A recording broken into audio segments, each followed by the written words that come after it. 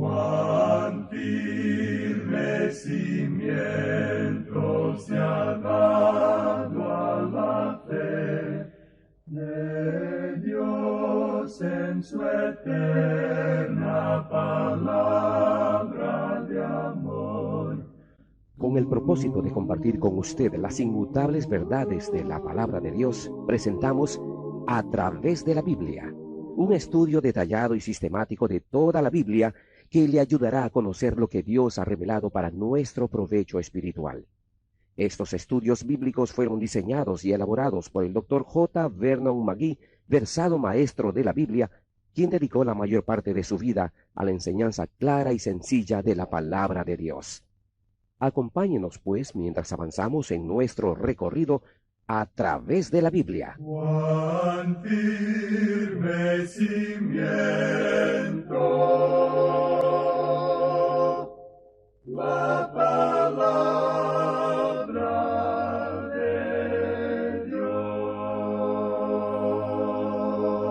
Es un gozo estar nuevamente con usted, amigo oyente, para traerle otro estudio de la serie A través de la Biblia. Llegamos hoy al segundo libro de Crónicas.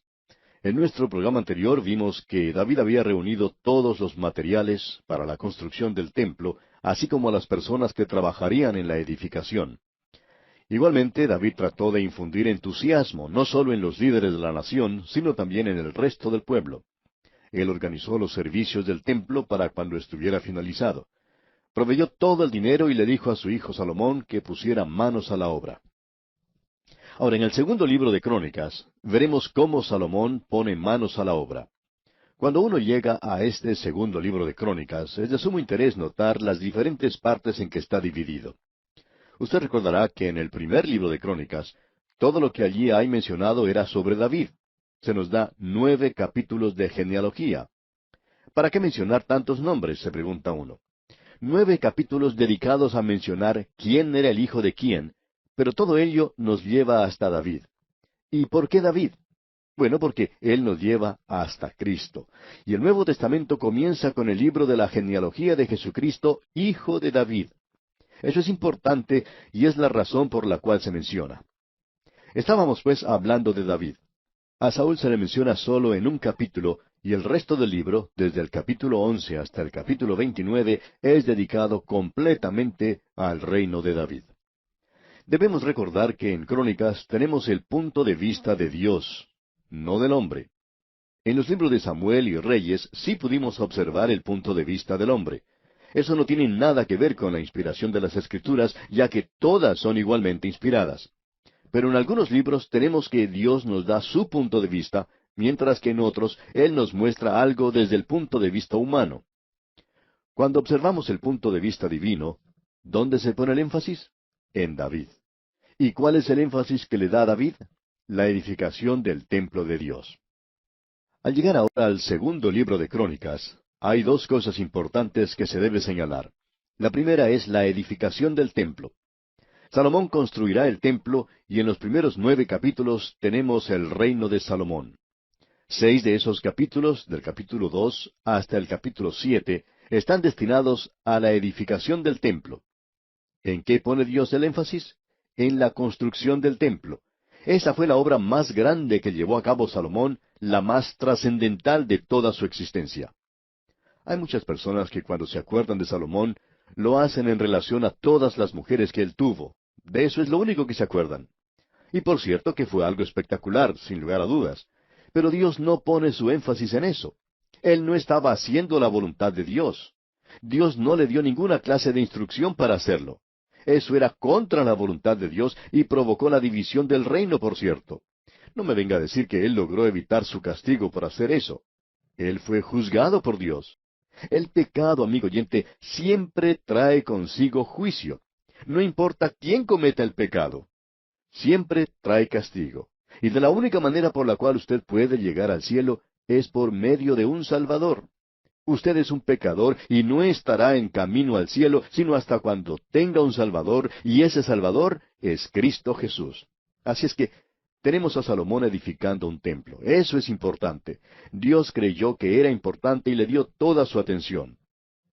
Ahora, el segundo asunto de importancia que se presenta en este segundo libro de Crónicas es el de la división del reino. Eso en sí no es importante, pero vemos que cuando el reino es dividido y llegan diferentes reyes, como observamos en el libro de Reyes anteriormente, son personajes que no tienen mucho atractivo. Hemos dicho que en Israel no había un buen rey y que no se le da énfasis a Israel. Se enfatiza más bien el reino del sur, que es la descendencia de David. Allí vemos a un grupo malo también. No encontramos a muchos que son buenos, pero sí podemos destacar a 5 de ellos que fueron sobresalientes. Son Asa, Josafat, Joás, Ezequías y Josías. Estos 5 reyes fueron los medios por los cuales la nación gozó de avivamiento. Y vamos a hablar mucho en esta sección del avivamiento. Queremos dedicar un poco de tiempo a eso porque estamos experimentando en nuestros días un movimiento espiritual. Hablando sinceramente, creemos que se dicen muchas tonterías en cuanto al avivamiento, más que sobre cualquier otra cosa. El autor de estos estudios bíblicos, el Dr. J. Vernon McGee, nos cuenta que en cierta ocasión él tuvo que abandonar ciertas reuniones con ministros porque éstos estaban orando por un avivamiento. ¿Y sabe usted por qué se retiró? Porque la actitud de ellos era que si oraban mucho y lo hacían con insistencia, Dios daría un avivamiento. También dice él que estuvo leyendo un libro escrito por un conocido orador cristiano que dice lo que uno tiene que hacer para tener un avivamiento y que si uno sigue las instrucciones, entonces logrará tener un avivamiento. Él dijo que quizás sea un poco escéptico y cínico en cuanto a eso, pero que no cree que haciendo tal o cual cosa se logrará un avivamiento. ¿Y sabe por qué, amigo oyente? Primeramente porque no es la manera en que Dios obra. Y también hay algo más.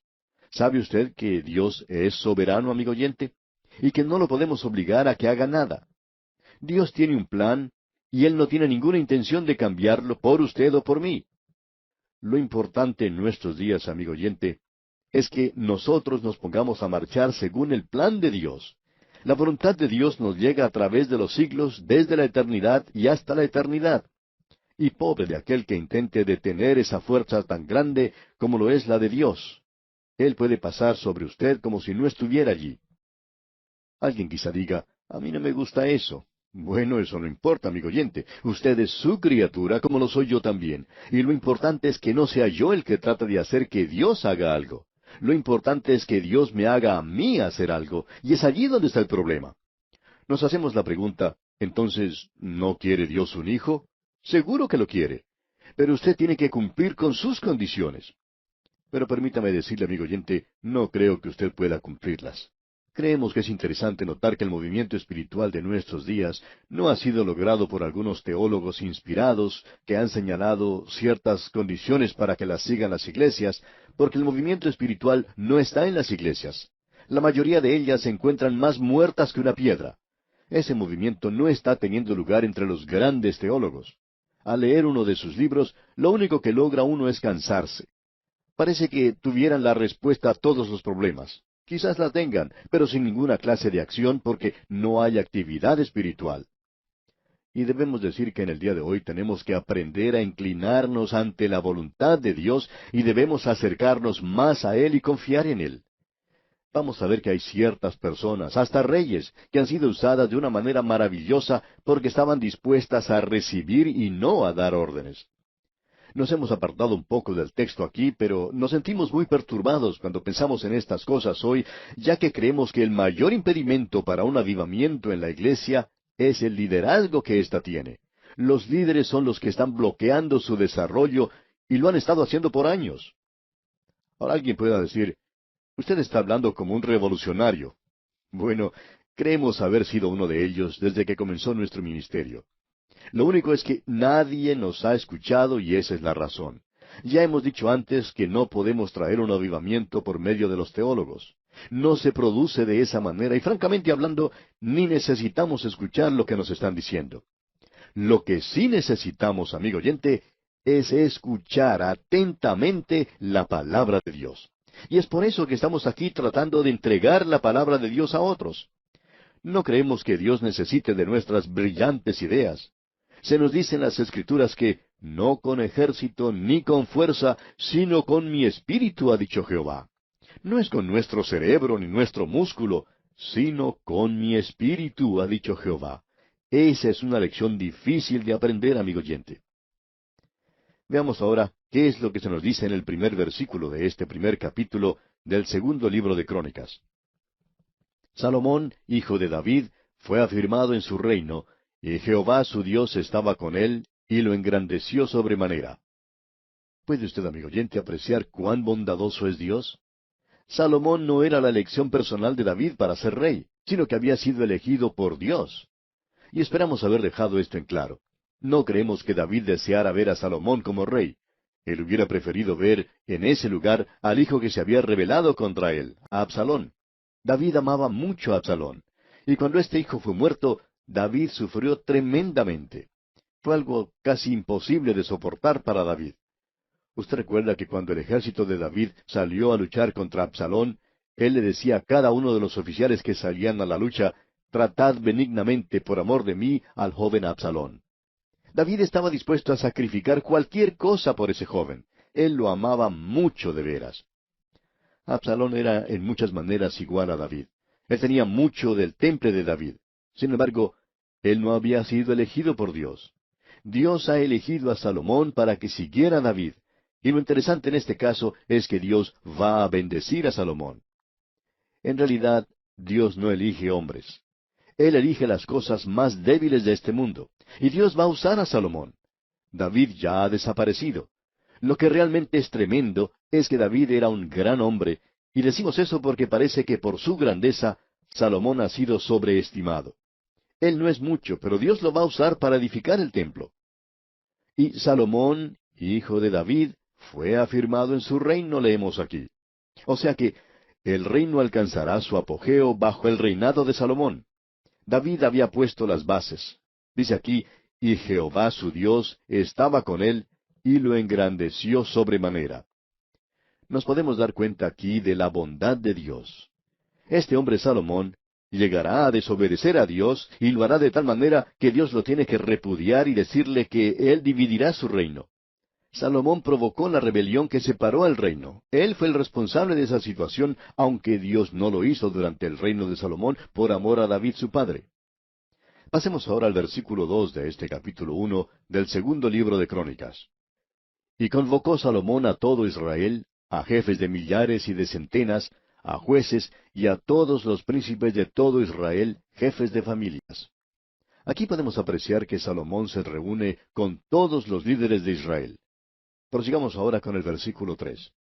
Y fue Salomón, y con él toda esta asamblea, al lugar alto que había en Gabaón, porque allí estaba el tabernáculo de reunión de Dios, que Moisés, siervo de Jehová, había hecho en el desierto. En ese lugar se encontraba el tabernáculo. Debemos recordar que David trajo el arca y estaba en una tienda en Jerusalén, pero ellos no podían ir directa e inmediatamente a Dios. Debían acercarse a Él por medio del tabernáculo, donde estaba un altar de bronce. Y ese altar nos habla de la cruz de Cristo. Ellos tenían que ir a ese lugar. Y usted y yo, amigo oyente, tenemos que hacer lo mismo. Existe la equivocada noción de que cualquiera, bajo cualquier circunstancia, puede correr a la presencia de Dios y que Dios está esperando listo a escucharle. Dios no está haciendo eso, amigo oyente. Creemos que Él lo ha dejado bien en claro de que no siempre está escuchando. Una cosa interesante de notar es que Dios dice que Él no siempre escucha las oraciones. Él dijo eso, amigo oyente. Usted recordará que fue Pedro el que escribió, porque los ojos del Señor están sobre los justos, y sus oídos atentos a sus oraciones, pero el rostro del Señor está contra aquellos que hacen el mal. Dios nunca dijo que escucharía esas oraciones. La única oración, creemos nosotros, que puede hacer el pecador, es una en la que se dirige a Dios y acepta su misericordia que es en Cristo Jesús. Dios está preparado para encontrarse con usted allí en la cruz. Tiene que ir a Gabaón, donde está el tabernáculo, por así decirlo, y allí es donde fue Salomón. Él comenzó a hacer las cosas inteligentemente. Y luego leemos en los versículos 4 y 5, pero David había traído el arca de Dios de Kiriat Jearim al lugar que él le había preparado, porque él le había levantado una tienda en Jerusalén. Asimismo, el altar de bronce que había hecho Besaleel, hijo de Uri, hijo de Ur, estaba allí delante del tabernáculo de Jehová, al cual fue a consultar Salomón con aquella asamblea. Ese es el camino a seguir hacia Dios, a través del altar de bronce. Uno no va a través del arca. Usted no va a ver a Dios inmediatamente. El camino a la cruz lo lleva al hogar celestial. No hay ningún otro camino. Y ahora el versículo 6 dice, Subió pues Salomón allá delante de Jehová al altar de bronce que estaba en el tabernáculo de reunión, y ofreció sobre él 1000 holocaustos. Ellos no eran ciertamente pródigos en sus sacrificios. Podremos notar más adelante la abundancia que existía en los días de Salomón. Veamos ahora los versículos 7 hasta el 9. Y aquella noche apareció Dios a Salomón y le dijo, Pídeme lo que quieras que yo te dé. Y Salomón dijo a Dios, Tú has tenido con David mi padre gran misericordia, y a mí me has puesto por rey en lugar suyo. Confírmese pues ahora, oh Jehová Dios, tu palabra dada a David mi padre, porque tú me has puesto por rey sobre un pueblo numeroso como el polvo de la tierra. Dios hizo una promesa, no solo a David, sino que él hizo una promesa a Abraham. Dijo, multiplicaré tu descendencia como las estrellas del cielo y como la arena que está a la orilla del mar.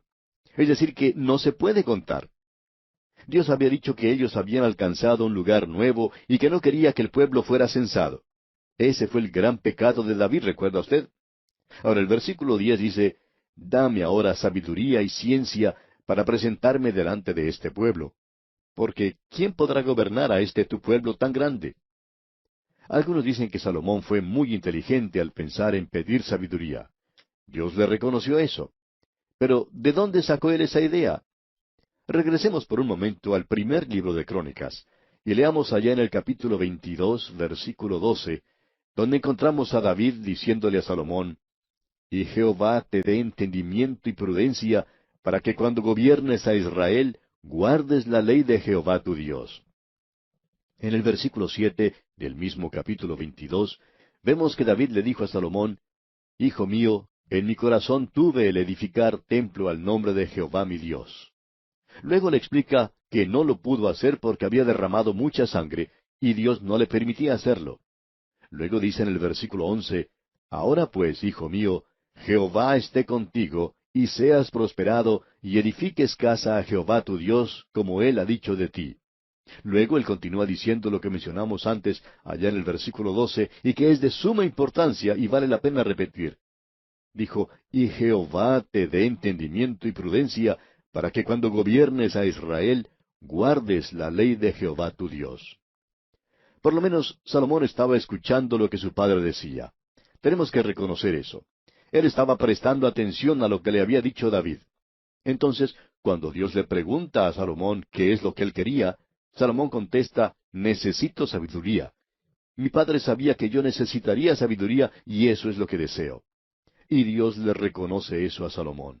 Dios le dice a Salomón, aquí en los versículos 11 y 12, y dijo Dios a Salomón, por cuanto hubo esto en tu corazón, y no pediste riquezas, bienes o gloria, ni la vida de los que te quieren mal, ni pediste muchos días, sino que has pedido para ti sabiduría y ciencia para gobernar a mi pueblo, sobre el cual te he puesto por rey, sabiduría y ciencia te son dadas, y también te daré riquezas, bienes y gloria, como nunca tuvieron los reyes que han sido antes de ti, ni tendrán los que vengan después de ti.